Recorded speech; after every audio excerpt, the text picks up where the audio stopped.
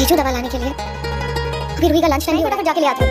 रूही, मैं डॉक्टर के पास जा रही हूँ दवा लेने के लिए। कुकी के फंक्शन से ज्यादा जरूरी इसके लिए क्या हो सकता है? अब हम सब रूही को मिठाई खिलाएंगे, आशीर्वाद की मिठास कुकी तक पहुंच जाए। ये रिश्ता क्या कहता है कि आने वाले एपिसोड होने वाले हैं और भी ज़्यादा ज़बरदस्त। जी हाँ दोस्तों, आने वाले एपिसोड में आप लोग देखने वाले हैं कि अबीरा जाकर रूही को कहती है मैं जा रही हूँ डॉक्टर के पास आपकी दवाई लेने के लिए। वो कहती है ठीक है, तो वो फंक्शन छोड़कर चली जाती है। तो अरमान पीछे से उससे आवाज़ लगाता है, लेकिन अबीरा निकल चुकी होती है और कहता है अरमान ये इस वक्त फंक्शन से ज़्यादा कौन सी चीज़ है जो वहाँ जा रही है अबीरा।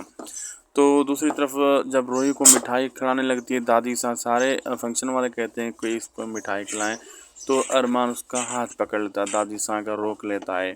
तो आने वाले एपिसोड में देखना होगा अरमान ऐसा क्यों करता है। असल में अरमान का आजकल बिहेवियर कुछ बढ़ता ही जा रहा है।